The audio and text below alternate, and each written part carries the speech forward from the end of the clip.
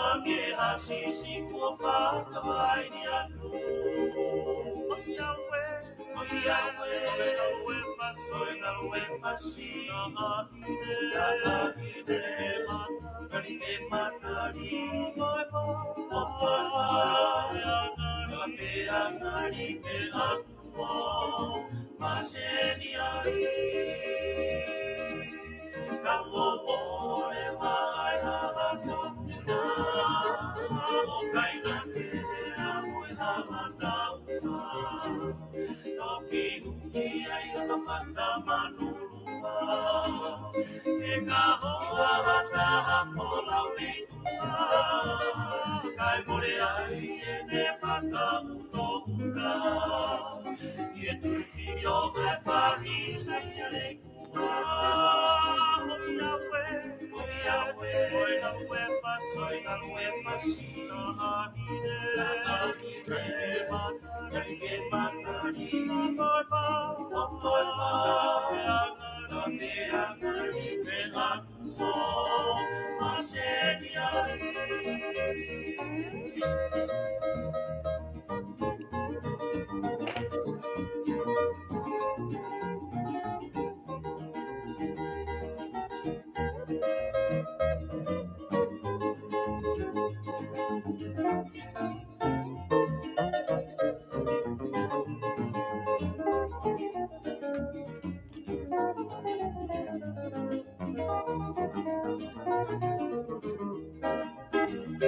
Tamai kila kata Kovi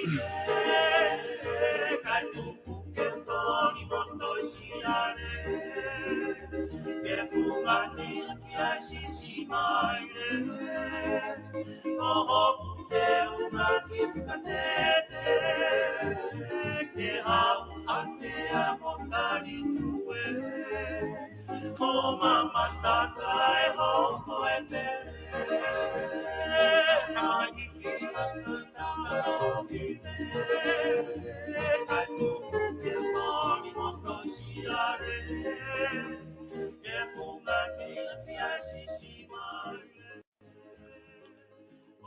Koe fui vai a whangatapu pia ku o atu ake tau POLOKALAMA ko ia o mnaki whahoko i hauani. Koe whai ha talanoa'i pia mo Kalafi Moala, koe taha kau whai ongongo senior journalist pa me Tonga o ku lava mai pongpongini ke whahoko tau POLOKALAMA ko ia i he pongpongini. Whatanga pia ko ngolere atu e POLOKALAMA ko ni e ahoni ke te ki motolu i mei apina. Mo ki motolu ko tau pia ku mo osi lotoni mo katake o share te tau POLOKALAMA. Ko kore ke u whatapua ke ngahi tala whatapu ko tōpea ku wha o atu pe me heni, tapu atu kia hou eki ka maha a takilotu, pe pefo ki ha tai whanua pe me Tonga ko tōpea ku ongo atu kia e tau POLOKALAMA ko ia pongpongini, pe mo Kalafi Moala ko whampea ku tau kau whataha pongpongini, i he POLOKALAMA ko ni ngāua i whainga MALIE ki tau talanoa'i, pe mo Kalafi Moala ki Tonga eki. I he pongpongini whoki ko whaamo ki tau talerei ko e Kalafi Moala ki he POLOKALAMA ko ia pongpongini, ko ulo i pe ko e fofo Taimi ni ke lava mai ki heni ke whahoko e POLOKALAMA koe ni. Ka neo ngoia o ku i kai whoki e pūri e te ki mautolu koe ni ku mau toki hua mai o whakaunga tā maki atu i he ono o atu koe tau ngahi o ngongo ki ho tau kāinga. Ko taha koe kau aikoni i he mala e whai o ngongo o ku mausio maalunga kotoa peke te koe i ngahi NGAUE ko ke osi whakahoko pia ko ke lotonga whakahoko pe me tongana. I he whinga i koe ia ke tau ataina ange ai o ngongo I hono tu whaki atu ko ia ki kakai, pia ku kai ki ngata hano iloa I tongana, pia ku pehe ke Pasifiki, pia mo tua pule'anga foki. Tata rego ke POLOKALAMA he pongpongini, whewheha ke ai NGAUE pia mei tonga eki he pongpong ko ni Kalafi Moala. Malo o bito solo, pia ku whakamalo atu ki mau whenga MALIE ke o mai ke whai hatala noa. Au mau saibe I tongani ko e pongpongini, ku fu lere au bito ea ni ongo me fu alupe Taimi mo e maa whananga ea. Kau kawiliwili pe au ku laa koe ke au fia pe au ku ogiai be ai ongo I nonga I he whanua mahalo ko mea whai gai e whakatatari foki ko e tau whiri pare mia kako me tu te ringa toko taha kotoa pe I he whanuani pe whaku momuri ki ai. Mon lahi apito ko tu foki he taimi ko mautoli molini ko kia te ngawe lahi ko whahoko e kakai ko ngaue pe ngawe anga pe mo whakao te ringa pe ko hai tukunga ko e tau tuunga wha politikare tau te fito ki he whiri ko ni to whahoko a pe mo tuunga ko nu tau iai hange pe ku kai ke fu tu mau hange ku se lue pe ngai me ko toa kai taim tau pe Kalafi ku mahino ka te mautoli ko toko taha fitu ko o ave he kakai ki whare area ko e kakai le rei apito ko ave ki nau tō ki whare area kai ke i e ne tū ko ia ko loto peke taki kamata mai ta talanoa pe me he anga ho wakai ko ilo te au ko na e se ai taimi na ke whakau ka wai ke retire me he ngau e ko ni whakawhai ongo ka kuhange ia ko kuhange tafe ai whai ongo i hato toto taimi ko te whinga ke te mālolo ai ka ko mea pepe ko nofo he toto e whai ongo te manako pe ke NGAUE pe ko wakai ma ko ke he mau ke whakalere ko e ngongo o te kai ke au ke tuunga whakawhia MALIE ko mau loto ke ai pa mo te FOKI mai ki malae o tataki ka whakawhia fia ia ki whai o ngongo ko ngā e hoko ia ko e whakatata anga ki ti mau toko hai e tuunga ku ai o NGAUE tai nimi ko e pepeanga ko ko wakai ki he tau ki he ngongo pe tongana tata te fita taimi whapolitikare ko ni solo koe mea whina e hoko koe tau e ua ma koe lava ini ha mi tau e ua na e ai foki ai ki newspaper na uipe koe Taimi o Tonga na e kamata mai me ta hiwa valu hiwa pe koe mea koe na e kehe ai newspaper koe ulaki newspaper ia na koe newspaper tu tawataina pe koe no winga koe ia na e tawataina me no pule'anga pe tawataina me pure i he siasi. Ko ongo sino la lahi fokieni i he fonuani. Ne osi ai be ai newspaper e pule'anga, koe kalankari, pe osi ai be me newspaper e siasi, katolika, pe hebe foki moe wesiriana. Ka koe hu mai koe e Taimi o Tonga he tahiwa valu hiwa, koe uraki newspaper e whakatau taha, o tu utawa taina. Pea hiri mea ina ya umai ki he wafe taha whana e toe kamata ki Letio FM ui beka valu nai ui ko valu poini taha pa ke ui beka valu poini taha o maulere mai ai e fai fatongia whaka media pea i he tau e ua ki mua na uongo i ko Taimi ke tukuange ai kautaha koe ni poe media koe ni ki ha taha fo taha ke ne hanga whakalere ko ngo ia e ko wa o ku ngata anga hoku ia ki me ko lava ke whakalere ko tau ia e tolu noa e whai mai e whatungia ko ia ka u malolo le wau maha ko o se foi mahina e ono o hange ko giongo i ma ko e ka palangi board o giongo i e whakasio holo hanga NGAUE ke whai ka ke foki mai ai be foki toka ngā ki he whatongia e solo ko uhinga e toi foki mai e koe ki uhinga e ka ngongo i o ku vai e whai whatongia whai ngongo he gai ka whai ngongo e he ahoni o ku toi makehe ange apito nau tolu ia o ku lele ange nau whai whatongia pea nau poto ange ako lele ange pea toi taha nau whai ngongo nau tolu i he kuonga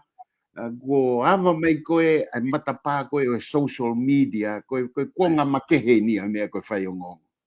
pea koe ai koe ongo i bege foki mai ke hau be o sio nge ka ngahi mea te wala whai aha tokoni pe wai be foki e Taimi ku te aratu ka ngahi whata ko nge o ku rea mai ai kau re kai o tala mai ko hai mea matua vai ku whai ni mo ka tu mai aha ma whai nga MALIE kai kehe koe piki be he mea koe ni pa wai be ai ki website o iloa be koe talanoa o Tonga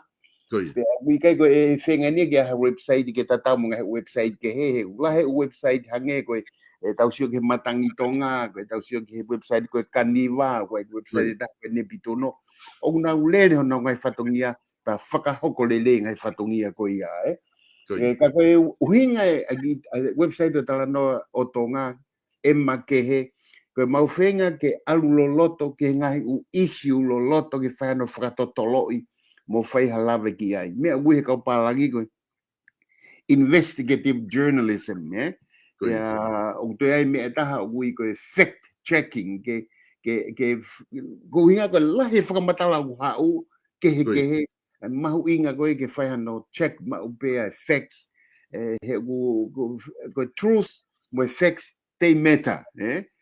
ko huinga ai gi me ko ni ba mo ke kamata pe ke fa no langa we pe ki toko wa toko tolu ke he na toko ni mai mo nga we whakataha ki ai bea ku te me ta ha ku alu ki ai whatongia ko whenga pe ke toko ni ke ngai umidia ko lolotonga i he ni ha whainga whonga pe ke whana toko ni ki nau tolu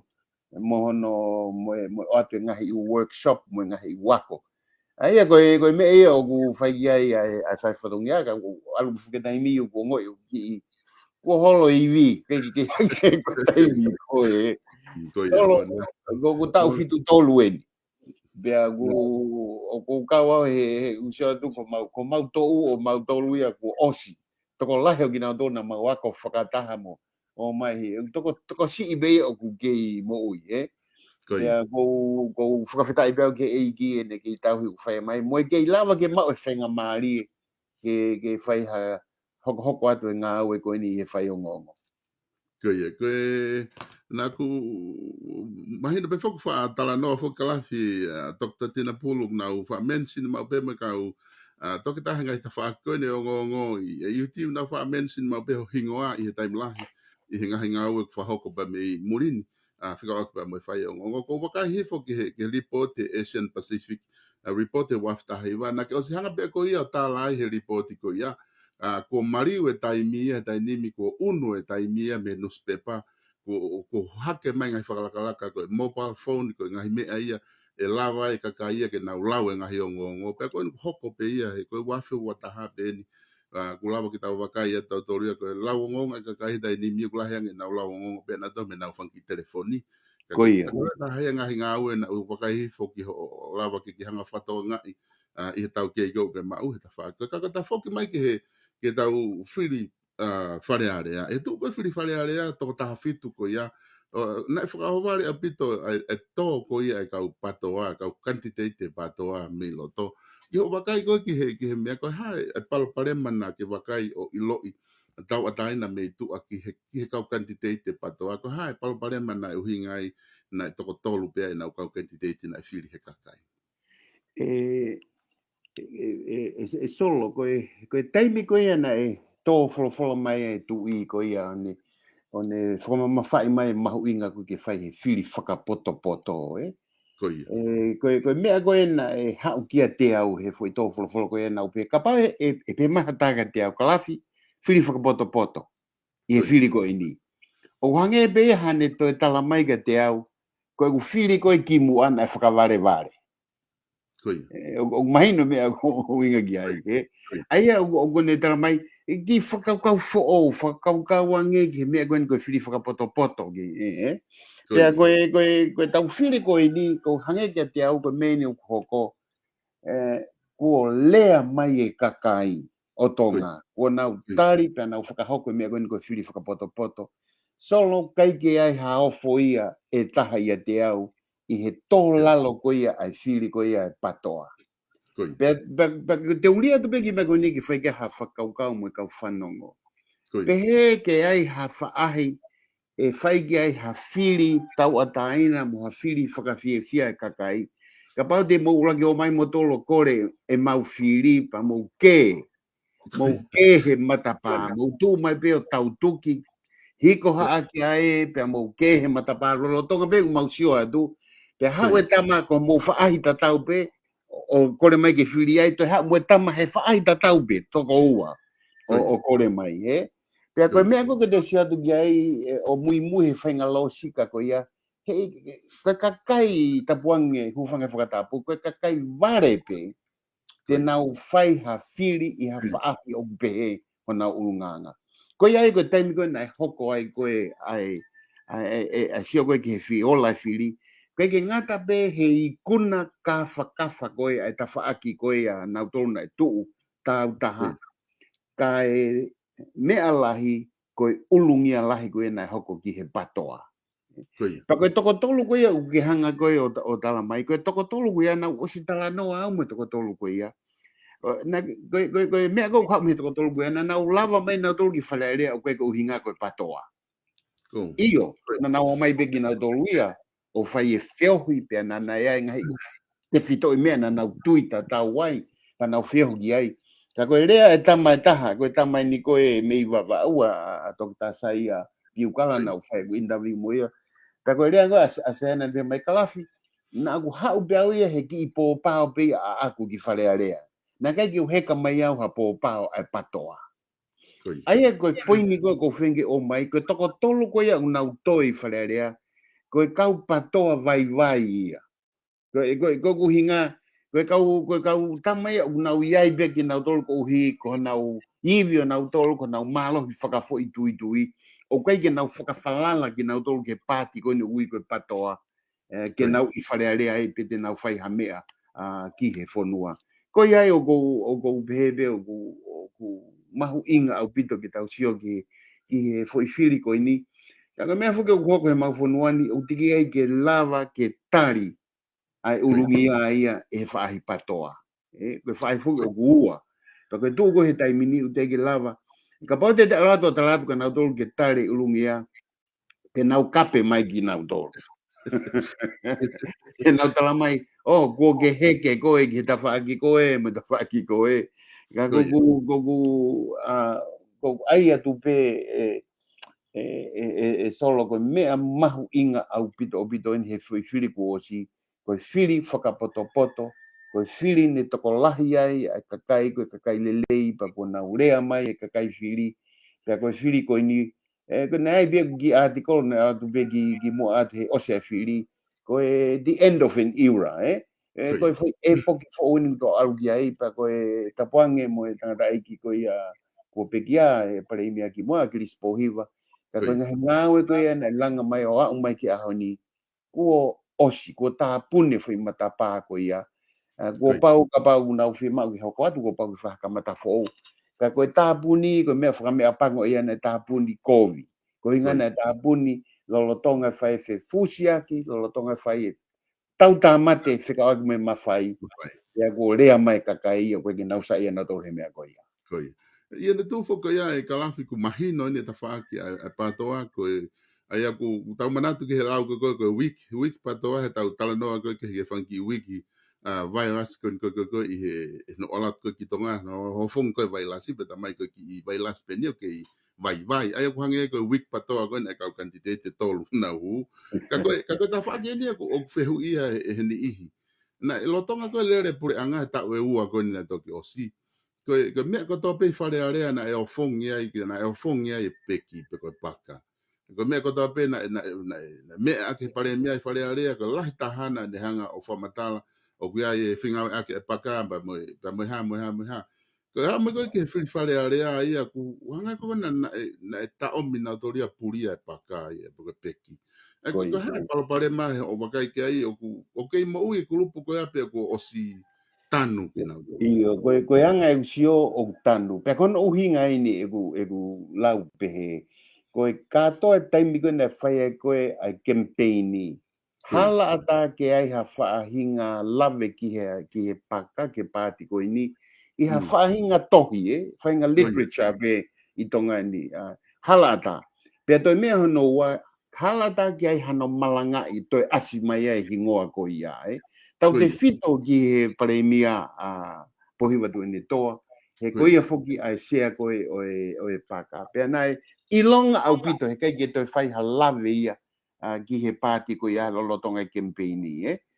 O au mai ai beke ahoni mahala koe koe beka au poupou unau whai hano o mai ai ngahi mea mei tua. Ka ku i he tuu koe i he taimini o ku matu aki kia te au o ku mate na mate pe pa ke gimu ai i he fili ko tu na kamata pe a finga ani ke formama am he pe mi he pa ka ko kamata mai pe he taimi ko ia na e hoko ai hono whakahu plisonde pe na popula ai ngo lavu ke whakako mangi pe ke me ko ni solo i he taulere ko ia he wafe wat tahanoa pa tau hoka pe ki mo ke ngai pule'anga ki moa ko te kia ha pule'anga he mana tu ko ia ha minista Lahi me he loto pule'anga ko ia Aia na minister he ongo potunga e lala he ua infrastructure mo tourism. Ne whaia hano whakailo ki he ngāwe ka mo tai whai totonu. Pe ave o ngā popula lolo Tonga ene minister. O kai ki manado. Pe ko mea ia ko kia te au ko whaka lave Lahi ia o e pāti ko ni na ui ko pak. Pe talu be me iai, kai ki ngata ai FOKI he minister, to iai mo sea le, ko sea tokoni sea ia. O e pak, i tua te lau lau. Nai kau mo ia no whakau blisone. Pe ko iai na e talu mea anga koe wakai koe ki mea koko i tonga ni talu mea hangi ko wai whainga na nau kau ngā kau mo e pak nau whakamamao mi ai pe au mai ki he taimi o e whiri ia ko i kai ki te whahalave ki he pāti ko ia ko mea mo ni foki ia e kalafi ko ke talanoa ki ai i wakai atu ko koe tau ataina pe me murini ki he tuunga koe na ia ina mahino pe na e hanga e he pare mia pe mo e toenga o ni kau minister whakabete fo i te unga ko ia ko e paka to o me ki nau tolu ko ngā ke o te nau te mafasia i he tutu uni ko e pe mo ngā e popula ko e na wha okuhoko ki a kosita pe piheka e tuate a ia ko e mea rewa na e hokona nau whakata ki nau tolu ko e konga ni na e whai kia e wakai hangena ki hanga noa ai kau kantiteiti ko e patoa ka ki nau hanga o take advantage e fo i issue ko ia ke nau lava o whakaha i ke kakai koe taha ne paloparema o kuhoko he pule'anga koe ni lolotonga. Kana e lava e pule'anga lolotonga ia to'o e whaiteunga mama o pia lere e peke mpenia wa o ke tuunga he tainimi e kalafi e. Kana hange o ngari aspehe mai e wakai ki ai. Ko ia. Koe taha fuki e mea e solo paku o ku mea i be e kakai toko Lahi. Na ugia i pe he oria e motuani he kaunga NGAUE whakataha pia mo agris pohiva i he ngahi tau mai ki mua pia hao ai pe ki he taimi koe na hako ai koe pule'anga he wafe taha whana e kore mai ki huange ki office pare mea hoko koe ne advisor FAKAMEDIA ai neongo na kai ki whakaosi au ai temi ko ia he ko hina i pe ngai mea na ma tu whianga ngai ai ka koe anga koe e ku wongo he lele mai koe ai patoa ka taki. Femouekina ki nau tolu he ke. Femouekina ki nau tolu i he fefusi aki i he Mafai. Kai ke whai ho nau te fito i whatongia ko hono hakeaki'i e whai TOTONU pe tau i whai hala. He koe mea na i loa ai e tangata eki koe ko pekia mo ngahi movement mai koe ngahi tau mai koe ia koe nau tuu whakawhepaki e whaihala mo ngawe kāsai hau e tau tangata fo o koe ni o e patoa Lahi ange nau fie mau Mafai mo nau whefusi ake ai pe koe mea rewa nei hoko koe whaahi koe taha na tonu ke nau tuu o whakaanga i foi hao pe nau tōria ka ke whai hau e sia hengai mea koe ia Ia nei paurewa ke whai he media hono o whatongia TOTONU koe sivi i pa mo whatongia koe hange koe rea koe kuri reo ka koe taha ia ai whainga taa pe koe taha ia mea ne hoko ai ulungia Lahi koe ni ki he patoa ko tui koe ke nau whai ho nau whatongia koe ia nai whatu ai ki nau tolu ke nau tuu tau e whai hala hakeaki'i e whai TOTONU ka nau femouekina nau tolu he sio pe ko hai o taki pe ko hai e pule'anga mo ngahi mea pehe pe ka taki pe ho kau whanongo patoa ka koe anga pe ia sio motuan ko ia mo ni apito koe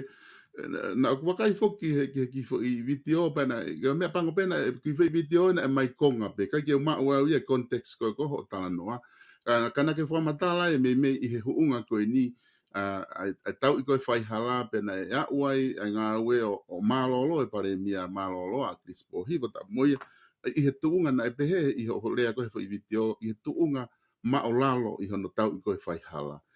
pe taim te tau pena whanongo he fo i ho lea koe i he campaign koe a sales po hiva na ki whakaha ai koe pare mia ko uhinga ki a po hiva tu ene to koe pare mia loi taha eni ko ke mamata ki ai pe ke sio ko pule'anga ngawe ka taha ni ko ke lava o wakai ki ai he ta tolu no ho fai ngo ko statement Lahi au pito eni ki te au ko wakai ki ai I kai ngata ai ku mahina fo ke te au ko tokotaha fai o ngongo tau ke ko mo foloa e kai ke lava ke le ak ha me ko ke ma o hano fo mo oni I o Taimi ke state ai fo le ko ni I he public ko ai ko hanga ia ho wakai I NGAUE ai ongo pare mia o se tau lili wa fe ho fulu ko ha makatu unga ko ia o ke tu pe fo matala na FAKAHOKO Koia, ka mahu inga ia ke tau sio ki he wafe hongo fulu o lele mai mi ai. Ko pule'anga ni tolu, Ula ki pule'anga na e takia e lotu I wakano ko e gino pere. Pule'anga hono ua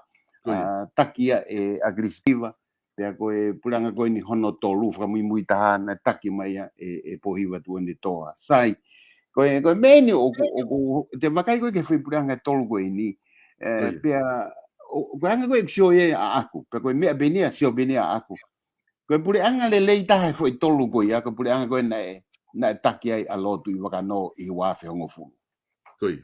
na ia e palo parema po ke ia ha pule'anga ta ia ha palo parema mo ngai fialaki ngai me hoko ai e ko ngai pule'anga ko to au tataki he tangata be ko fefine o ta hao pe o tau kau ka to biki ai ka koe pule'anga koia o I wafe hongo fulu na e si tahai ai palo parema mo ngai fialaki e pate utarape uhinga mea koe ni ulua kipe koe pule'anga pe taha na e feinga ai paremia koia ke whakataha ai mea koia utau koe Government of National Unity nane o mai ai kau minista ni ke na minista mi he whaahi koe kawai kene o mai a kilispo hiva koe mo ki nau tolu koe me whaahi koe e taha ai kau tembo kalati ke nau iai koe hou eki pe no pere pe ua ne hanga o mai ke kabineti koe whenga ke whai whakataha I sai mahino bea ulahi ngai mea ni whakanga pule'anga koe ni pe au pe FOKI ki he whiri koe a hono ua pea hoko ai koe ai diliu o hoko mai a grispo hiva koe pareimia e solo koe mea ine ua anga koe ai au sia ai motua koe ni na ua usia e au ai fia lahi mo ngoi ne fai ai fatongia lahi ke o mai diliu le rei ke kakai he tau e uo fulu tupu o kau ngā mo agilisi pena ilo ai tangata koe ia koe ko tangata pure koe ko tangata taki pule'anga ko tangata na e tuu ko tangata whakaanga pia kau mai ki ai kakai akademika hange koe futahelu nei ia e kau taki lotu ai pateli sio fina o kau ai pe mo amanaki havea he kau pou ko ia ki whengaririu sai koe tahai ai au sia ne ilo e tangata ko ia he ne whai whatungia ko ia au mai ki wafe taha wha na uto ilo e tangata ko ia he whai whatungia kehe koe whai whatungia ko ia ko ne hoko koe pareimia o Tonga whakalere ai pule'anga o Tonga e lava peke upea solo koe ongo tangata kehe ia e ua ne ilo e au I he whai whatungia kehe ko e ua ko ia teu pehe na e fu tō atu au pito e whai whatungia a grisi ne ngone ai benga fialaki nai hoko I he taimi nai hoko ai koe toko taha whakaanga tau I whai hala taimi koe nai hoko ai koe pareimia koe taki koe o government a Tonga ni nau sio e lahi ange u vai mo u mea na fihalaki pe koe koe whanongo talanoa'i ini na u I loto tonu o sio tonu ngahi u mea ko ia pe au mai koe ke osi ko ia ai mawahe au me iai pe au koe ke osi ko ia whakasi osi a pule'anga ko ia na iai be e statement na upehe I he talu me wafe hongo fulu pule'anga ko ni Kovi ange ni he pule'anga kimua kaweni he maula pa na honga o whakamau I aki he mea ko ni anga ko e na whakawhiangai mo media anga ko hono ave whakamata laki tua pe kumu oni pe kuloi ya au koe ke ngahi NGAUE hange koe mea koe ni utaui koe nepotism fili mana ko be ikai ke ave pe ai ngahi u kontreki ke te kina utolu koe family pe koe kahi kau ngā mea na e ai ngahi mea pe he na utu o whahano whakaanga he taimi koe ia sai hoko mai koe e pule'anga koe a pohiwa tu ene toa ko pau pe ke tau whai ha siofi pe koe siofi na anga pe ni hange ko nda tau ngoi mani sai fo i liu ko ni ka tau sioange ki he tama ko ini ngala fu ka tau tolu ko tama ko ini e pule'anga pia ki mua Koia. ko ia na minista pa anga he pule'anga ki mua ko ia na e fili e he PTOA ke hoko ko whakafofonga kaneka e PTOA ke lava tu ni toa mai a mi tonga tapu hongo fulu e na ia ia he feinga ko ia he wafe tafa ke lava mai ka whakafofonga ko ni sai ha du ni to lere hono ni pule'anga Pako tahi ngai me bene kamata ko e sio ke fili. Ke ngata pe kamata ko e na sio ke anga na fkafia ngai mo media. Ha da ma ko tuku ki tu e ka media ko na nga puupou ya aglis po hiva ka mai ka media ya la puupou ia. Ha we e tama ko ni o fai ngai u fkamatala ta e mo oni au pito. Ko te fact check ya tu ko fu matala ko ia o ko ka ki pea uto e a utonu pea uia o au sia mea na fai u whakamatala hange ko taimi ko e na u fai e whakatotolo ki he whakatu ko ia lulutai mo ngai whakamatala hala mo tae mo oni mo tae ofa na fai e taimi ko ia sai lere mai ai ko tau pe ne ua ai pule'anga ko ni pea ne ai ku wakaihifu ki ngahi u opinion pieces e kautama anga maheni hau social media pa ko lau e toko taha na e whale alea ki mua ne pehe ko e talo i wafe hongo fulu ko e pule'anga eni o kehe atu pe e ne longo mo ui pea lere wa tama ko ni whakamatala ngahi mea lere i ko e pule'anga ko ni pea u pere wa ke whai haki tari pe ki ai pa pe iyo moni au bito ko tui tatau me tama ko ni ko e pule'anga eni na lahi taha ai longo mo ui i he loi, i he NGAUE kaka, i he NGAUE ta e whai TOTONU, hange ko mea na ulawe ki ane nei, e te ke lava halau mahina ko ngai pōpula ai toko ni taki ko ia o e pāti ko ia, pia toi NGAUE pōpula mo e minista mi he pule'anga ko ia. Ka pau ke ki teha mea Kovi a whai he pule'anga ko whi mea beko e ua,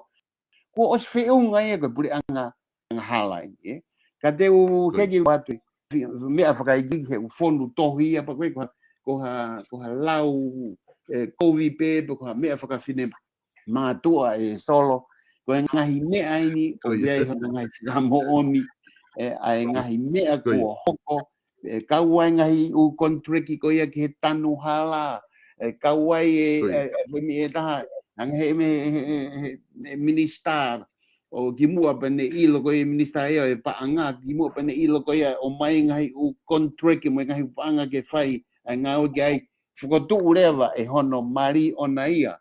ai kautaha ko kautaha i hono hingoa mo ngai mea pe pe ko ia o go pehe na fai fuke ki eke atu ki he pare mea ko ni be ko no hinga fai mea ko ia pa fai de tala it's a conflict of interest ko tari MALIE ko taha ko ni tala mai o ki kai ia mea ia ko conflict of interest he kapau glava ha toko wa fai le pe fai ma NGAUE ko ha me ke tu kwa ngai ai ke ne fai ai ke yo te fela de lo que he ko si ave ngai mea ko ni i he fai ngongo ka ko hinga pe ia e ku fai ai lave ko ia pe i fai pule'anga ko ia tolu ko ia o fai hono whakawhia na ki talo e tau hoko ko temo kalati ko Kovi taha ini pe na e tau pe ia e ua ke whakamo o ni ibe ai ngahi whehalaki mo ngahi mea ko ia o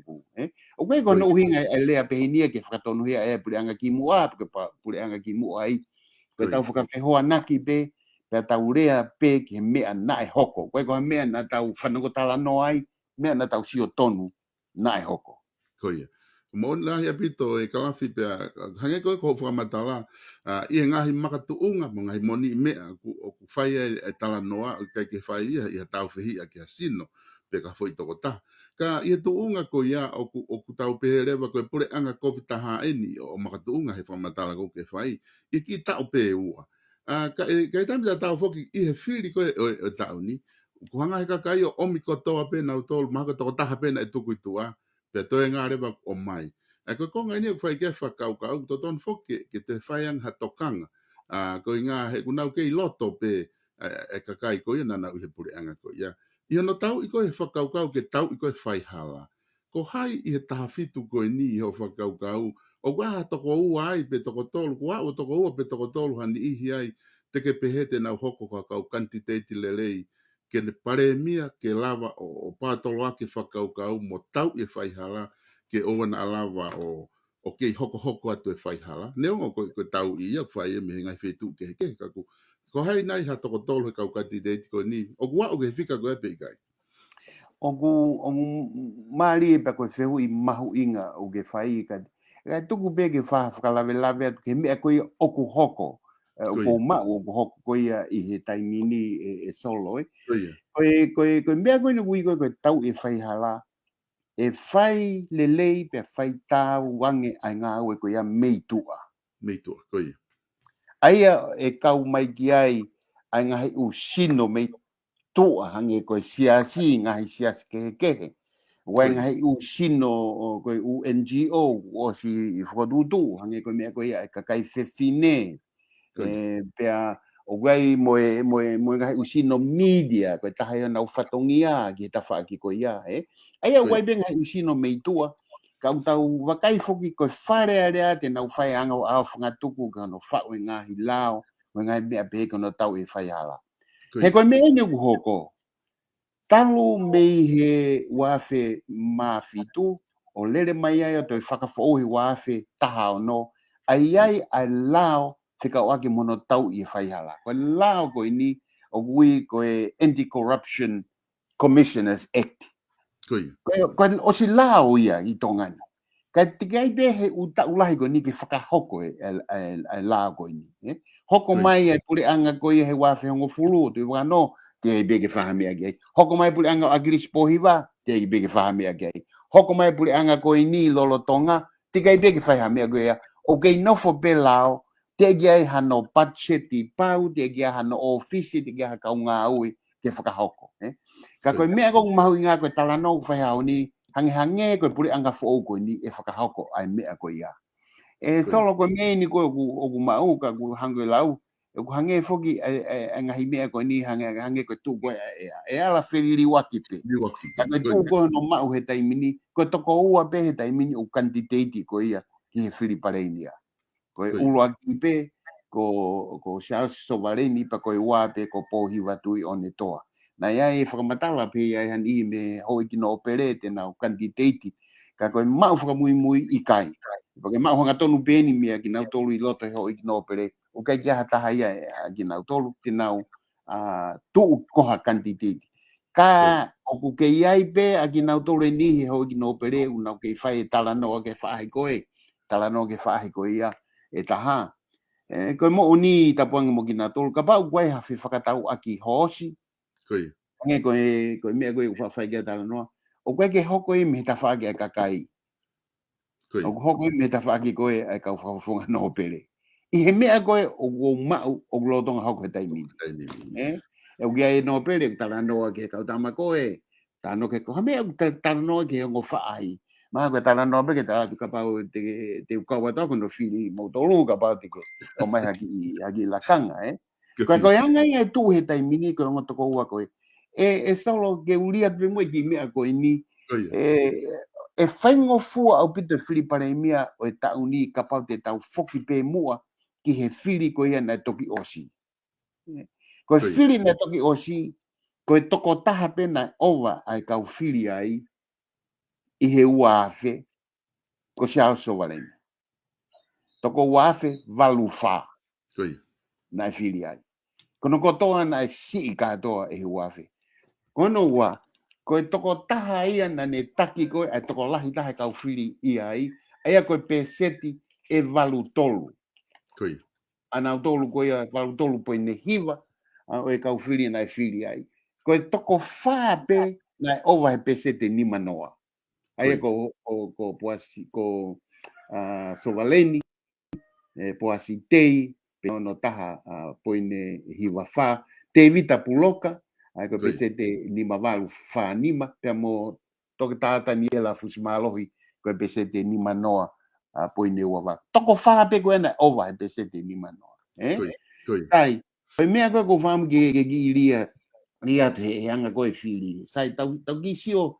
taimi no biki tonga tapu hongo fulu. Koe mene nei hoke tonga tapu hongo fulu. Koe PTOA na nau hanga whakalava po hiwa tu ene toa, ki loto.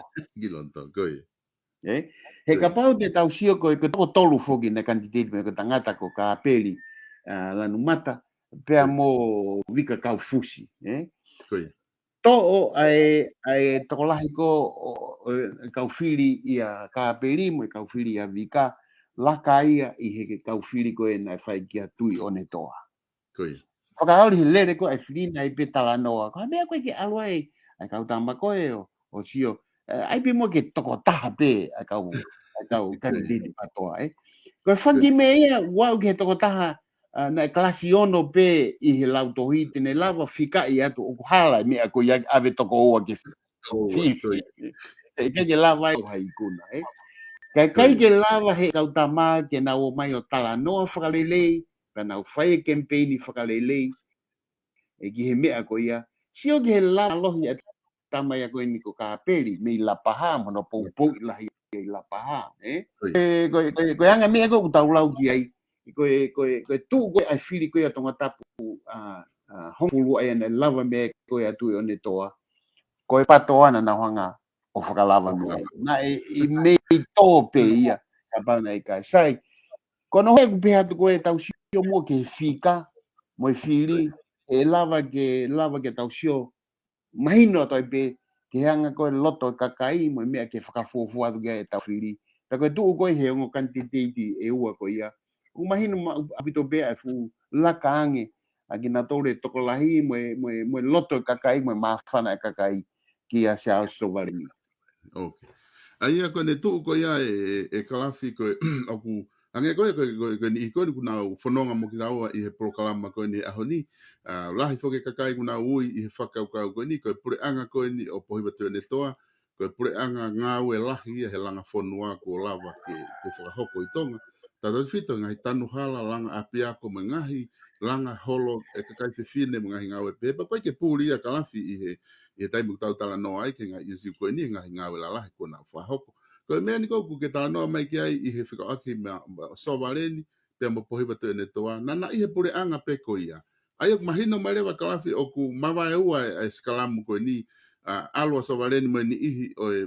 i he pule'anga ko o si pia nofo pohiwa tue ne toa mahala mo ni ihi. I he tuu koe ka pau ko na ua ku hange ko whamatala kuna kantiteiti Iyo, koe me fuke taha e solo maunga ke tau wakai ki ai tau te fito foki ka motol ko i muri ka motol foki riu mau nofo wakai atu ke mea whakaaho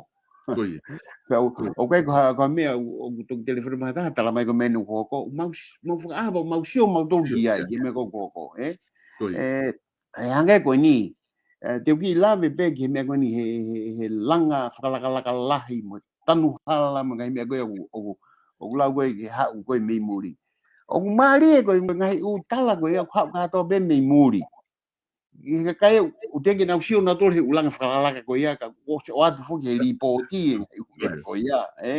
Te sai be ia. Ka he teke tau toe o ki ta whaki koe ia koe hango lau koe whakawhikihi au fuloloa. Pea koe ke hano fu aunga. Koe NGAUE ko whai pea lava he pule'anga koe ni tau whakamalo ia ia.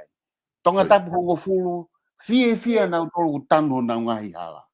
Koe ngahi u feitu ko ai ka minista, koe ngahi ulanga whare ai, e kuwhanongo tonu me kina utolu ko ai, na fia kina utolu.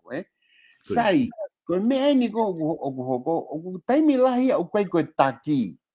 Oku ne hanga koe o whai whakamama e ua pe tu o whakaweki. Koe kau poupou ia, tu tawhaaki. Mandui ka whiri hataki e taki pe ia. Ka koe whiri koe hataki koe ia tende te he kapneti mo ngai mea pehe. Pa koe te minihi koe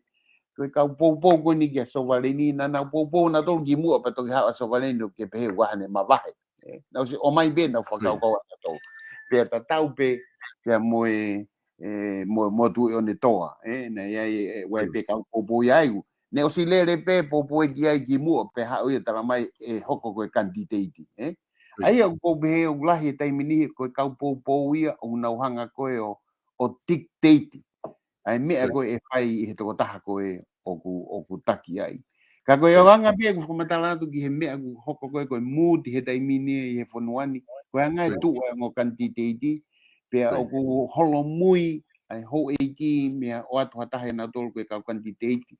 Pea koe tala koe o hoko koe mea koe ni koe osi hono Fakame'Apango'Ia launga mo recount mo hafua o vai hange solo ko tu apure lulu e lava i ke Fakame'Apango'Ia mai ai me una ui ko rick pe ko fainolo ia ko e whakapapau ia anga ko tu ai fili pe atareva ki sea le ore o ke ne ui ai fare area ke fai ai o mai ko ko hai ai kau kantiteiti ki fili pare mia pe fai lewa ai fili ai o tau sio be ki tau tau whakataimi ngari pe ko whaka osinga wike ko ini ma ko vave taha ia pe ko kamata anga o wike kahau Koi. Kalafi koe ki whai ia koe ni whaau ia he POLOKALAMA make he makautama koe. O ko latu ka whangi whehui koko me alupe heu tamani tau moho ki whai ia koe ia. Ka te watu pēu ia koe ki whai koe ni mahu inga. I ngai whakamatala koe ke whai ki a pohiwa tu ene toa Tapuni koe ngā koe na pare mia tau e ua. Pe me ngai whakamatala koe me ngai moni mea koe tu waki ke pule'anga. O kuia whahinga loto tau whihi ai te koe ki he toko taha koe ni pe na aha me ana mo ke mo ai tu a koe ke iloe kakai. Pe ke whanonga halo ai pe koe me whahinga loto koe ia pe koe whai pe i ke loto tau ataina pe mo ni mea. Malo obito solo fehu lelei pe koe fehu ia o ku mahu inga obito ke whano whakako teu lava pe ke utalatu o ku ikai ki ai haku whahinga loto a kuia ka tuene toa. Maha koe mea ku whawhewheka pehe ai e ku whahanga o whakaangai. He koe taimi lahi koe iai whainga MALIE ke whaia ha tari mai a ngai whehui me ngahe mea ko atu ki ai. Pea ne tari hala ia ai ngai whehui koe ia pe koe tari hala tari tae mo oni mai. Pe koe uhinga ia mahalo ai tau behebe ai to'o ai whalala. Koe jaha ku loto tau whehia o kuia ki he toa taha koe ni. Pea ko whakapapalahi pea uia ki he NGAAHI lava mea. E te taimi na NGAUE ai koe ati ta seniare mga mea pehe. Ka koe anga koe whainga whatongia whai o ngō. Ko te o uki he tuunga koe ke to ilo koe hae mea e whai. Ko te whenga tu koe ke mau mai e mo oni mo whai maha whakamatala o koe ke tari mai. Pa ko te taimi koe o whai hano tari toki alu ki ta whatatolo ange koe ke mo oni mea koe ia. Aia koe mea taha o kui kai kia haloto tau whehia ka solo o kai pe ke iai ha whalala ki ha whainga mea ko hau mea. Koe taimi ko tau pe ko whanau ki ane lea ko uila au koe ke whalala anga he ku lahi ngahi mea o whihala ki mea ko urea mai ai. Mahalo ko no hinga ia pe mea pe ko tau whehia ka koe matua ki mamaha mahalo ai whalala ki he whaifatongia ko ia. Koe tu koe toko taha whitu ku tala foki i ngai ahoni pe ku iloi hono fia toko lahi i he ola whilia na upehe koe timi lelei a pito eni ko lava ke whili e kakai ki whare area. O koe naha uhinga makatuunga lelei ke lava taha whitu a koe ni o whao ha pule'anga i a teki nau tolu pe. Ko toko taha wha pe ku whea mau e kalafi ke whao e pule'anga. O ku waha au whainga uhinga lelei he kai ke nau lava na tolu whao pule'anga. Ko pau ke na ona toria o fai ai horse trading. Iyo. Ko foi uhinga pe o ku taha pe. Ka onga ua o ku taha pe ko no hinga pe ko fufie ma Mafai. Pe ko mea hono alu ma be mo fie ma Mafai. A mea ko ni o tau ui whakatonga pe ko kita whakapalangi ui ko ego. Pe ko Mafai mo kita. Ko taimi ko una alu whakataha ai, whakatu taha maki au pito. Ka te upehebe ko foi uhinga pe a taha e lava ke kai ke nau whakataha ai. Paka no hinga whahoko e whe paki. Ko whe paki ko fu malohi whe mau Mafai pe fu hufanga whakatapu, fu wholahi o to kita. Koe ke te lava ke te tari ha mea au si ange me mea koe u te whaamungi ai. E solo pe ka taki pe e ka poupou ke ngai ufa ahi ke he te ulava pe ke utalatu ai mea ko ni makatunga be mea ko sio ai ngai tau lahi ko foi fainga MALIE heni o ki tau tolu o e kakai ke tau fai ha fili whakapoto pene o si fai fili whakapoto e ko ia i he wiki atu ko fainga MALIE heni ka nau tolu koe o gui loto ke nau tu whakataha koe kau whakafafunga o e kakai e toko taha fitu ke nau area iyo i ai benga hei tō kehe i ai benga hei mea koe ke nau tuita tawai kai fofola e whala pe fai hana ware area le lei pe faingo fua au bito hono ma o e toko taha fitu to wange ho e kia ko fatongia ho e kia ke na hoko o whakapalanisi Mafai i whare area ko pe ko no fatongia na to ke na to mai na to ria o kau hono fili hono whakalere o e pule'anga neongo o gai be hono totonu whakonistu toni ke mea ko ia ka ko behebe solo ko foi fainga MALIE ni ko o mai he historia ki kau whakafofonga o e kakai toko taha fitu ke mo tu whakataha NGAUE whakataha tuku e ngahi fie Mafai ke tafa aki ka mo sio ko hai mea lelei taha maa Tonga whanongo mai ki here o e kakai ko silea atu hai mea lelei taha maa Tonga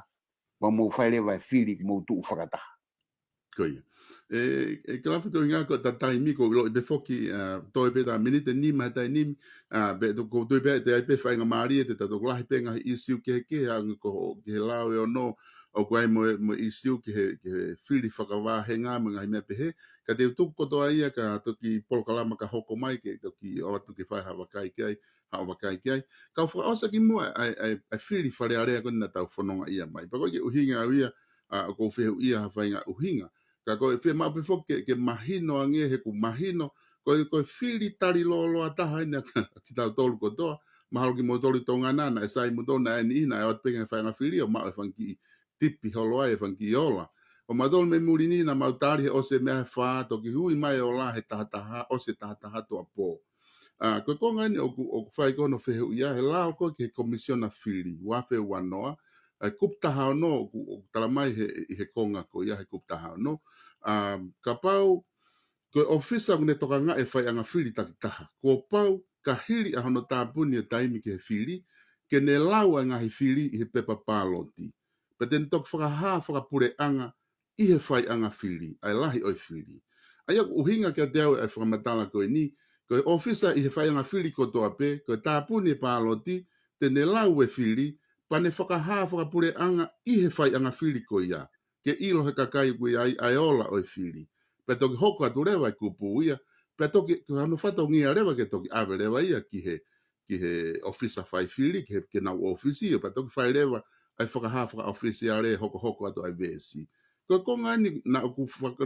wakai ki ai e kalafi na e kai ke kau ia i hono NGAUE aki i he whiri ko ni na tau toksi tu a mi ai ai na pehe pen mana pehe na ta ofi pe ko hae whainga uhinga ki ai tala mai ke tok tala wha anga taha pe o la ia mehe office Lahi ka koe konga inu ko mahe lao ko nau whatongia ia ke nau whakahoko i he whai anga whiri takitaha ko hono Tapuni pe a lau pe a whakaha ke kakai ke nau ilo ka na kai ke whai ia he mea koe ni ko hao wakai ki ai ta whakawhai o ngongo mo oni au bito solo na e pehe foki ngai whiri a kimu'a o ko manatu beaui he Taimi koe kimu'a na e ai ofisi a foi loki pe i ofisi pare mia motu ai na e tu be be fai ai ngai u computer ai pa ko mau tol ko ka fai ngongo Taimi ko na ma wo tatari ai ki ono o mai e fili te ko ne osi be fai anga fili o na o mai le va fili ke ofisi ko ia ko wi ke fai no tanda ki ai pa ko no mai ko ia mau ilo mau tolu ia ki ai na i be fo ke ka fai ngongo na o nofo ke ngai fai anga fili o mau tolu pe me na tolu na ke hoko ia i he whiri ko ini pa ku hange ka te mo e whiri ki mua pena ke hoko ai gwe li liu ia i he li liu ko ia ko o anga ave whakamatala ki tua ko tu ko he tauni na wakai adu na ke fu to ko lahi ka whai ongoen na o ke ngai whai anga whiri o tari ai ke mau whakamatala pe ko lave i be solo ne o situku mai ngai whakaangai o ki mautolu ko ia he media mo fai ngo ki fatongia ko ini ka mau inga ko no hinga me he wai li li ula ko hoko fai ngo ko no mau inga ai me ko ini o ki kai ke mau inga e ko hai he Taimini o ku oku hai e tau lau oku imua moe ongo oku first with the news ka koe mea mahu inga ke mau mea koe oku falala anga mo mea oku tonu pa ko mahalo koe taha ia ai uhinga koe o whakatatari heku taimi ni heku mau konga mai ki mea mihe pa whai kono tāna ki hake atu o kuala he taimi koku mai whakaofisiari ko anga be e ko gi whakauhinga ke mea koe ni koe ne tōmui ka moene au pito lau au ne fu tōmui ia pe koe tau sio koe ke mea ne hauka hiwa ngofulu tupu au mai be ke foi tau ngofulu koe o i wafi ko ngai feeling ngai tau ia koe ia na ilo pia ki mua patok whakaha ofisiare kono hinga koe fonga ngawe koe uke lau ki ai koe fonga ngawe na ngawe aki osi pe whai anga fili o mai ia ilo ki ai kakai ia koe ka tau te fito ki kau whai ngongo ke awe ki tua koe Amoni au pito ai koe ne tu koe ai Kalafi ko fa malo lahi at te koe e POLOKALAMA ko ta fa ko hangina ku talanoa'i ai te watu pau ke fa ma apo mai ka pau te ha me te ke loto ke talanoa'i ai ko fa more pe ke kau mamata ko ia ku mo iheni o te tau pe Facebook ku fa to live ko ni pe mo YouTube ka pau ku ke ia ma mo ngai fehui te to ke NGAUE ko mo ngai fehui ko nga ke to ki ia fa nga MALIE hoko talanoa mo Kalafi e toki whai rewa hano tari atu ngai whihu ia e lawa o aunga ke tau POLOKALAMA ma pe hoko atu ka ku kori wha more atu peka te motol ka taki pehe kai ke lawa ke NGAUE ka mo ngai whihu i au loto pe ke oange whainga MALIE ka Kalafi ke talanoa ko ngahe ko e fufua Taimi ni ke ma POLOKALAMA ai e Kalafi ko atu ke te koe ke wha maa opo mai rewa ka pau te ahamea te ke loto ke wha osi aki e ta POLOKALAMA ki mo ke ta mawai mahalo koe mea whakaosi be ko koe ke te hatau toi mea ke ala whai mahalo koe Tonga koe ni ngahi hoa mo ngahi aha koe ni ke toi koe ke whiripare mea mahu inga ia ke kakai whanua ke tau lotu pe pia mo whai ha whalala ki he otua koe tau lahi no ta taki mai ki whanua ni pia neongo ngahi palapare ma koe a ko hoko ki a tau tolu pe koe hae ngahi palapare ma o ai pe o kei pule ani upe eiki ko sisu klaisi mahu inga ia ke whai ha tau sio ki ai pe koe hape ai ola koe ia e o mai ke tau lava ke tau tu whakataha ke whenga o i aki pa ko o ko tui au pito ki he mea ko ini solo tau sio koe ke whiripare mea pa koe tahe mea nau whiu tau ki au koe hae ola te ulawa nai o tali lelei pia ngau lelei me tamakoe io e lava ka e lava ia ko hui koe tau tui o tua koia pe ia o kei pure pe koia pe te ne hanga whai e tataki o ki tau tolu e tataki tau tolu ki he kahau o ngai ngahi umea ia o mahu inga ngia ia ngai tau tui whakapolitikare wai ngai mea o mahu inga ngia pe ko whewa ahi tau kau ki ai pe koe ngahi mea koe ia o mahu inga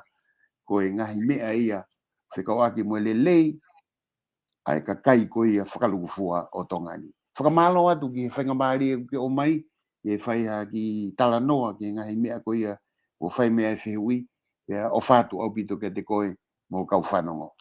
Malo pito e Kalafi Moala pa kuwha malo lahi atu he lava ai POLOKALAMA e honi hange koe ia ku ke os mea i te whaki Kalafi pe ke kainga whanongo koe whatongia pe ia ngahi kau taha ngongo ke whakaanga'i ba mo pakai ngahi NGAUE ko toa pe whahoko he pule'anga ka ko hai pe pule'anga ia e whiri e nihi ko nau wharearea ko pau ke tau poupou ko toa pe ki ai ko ngā ko pule'anga ia te nau tataki ho tau pule'anga ko kapinetia te nau tataki tau tolu ngai tau ka hoko mai ka ofa tu Kalafi pa mo NGAUE ko hoko pa mi tongana ma vedo ia pe whainga MALIE hoko te toki talanoa'i ka ta Mafai e rewa hea honi ka whakahoko te whankitu waki koe ni. Malo au pito solo. Malo pito. Ia koe lawa ia ka inga tau POLOKALAMA koe ia pa mo Kalafi Moala koe whaiangongo senior journalist pa me i Tonga Eki a ia o ku whahoko te pongpongini. Whampena e ongo lere ia te POLOKALAMA koe ka te motol ki apina. Ka tak whamore more beha na talanoa ki ai. I he kai ke lawa ki e loko NGAUE ake mo ngai whihu i. Ka kotui pe ai pe ngai whainga MALIE ala he ka hau. E lawa ke toki whahoko ai ngai whihu i ko ia. Ke lawa ke tau talanoa mahino ai pe mo e tō taha koni Kalafi Moala koe taha ia ngau e kau aikoni i whaiongongo pia me i Tonga Eki. Ka atu mo e ki i tuaki koni pia mo i whamalo lahi pia ke tek motor ko toa pia ko mo lava mai ki he tau POLOKALAMA. Koe he hoko foki ai taha ua i ahoni e whakahoko ai e tau polokalama ko ia ko e tufunga whanua alo au pia mo palofesa toke ta siosiua lafitani ai ko tau polokalama hoko ia hoko ai tahaua kai o ato ki tu ako ni mo whamalo ke kau sponsor ko ia o nau tokoni mai ki ono whahoko ko ia e tau ngahi polokalama.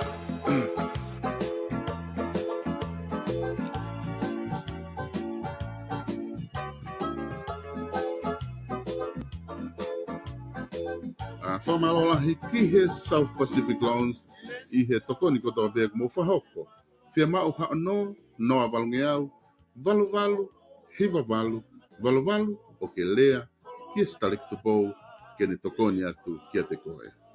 Page Fashion Store i Tonga Eiki. Oku lahi au pito e mauta wala i Tonga Eiki.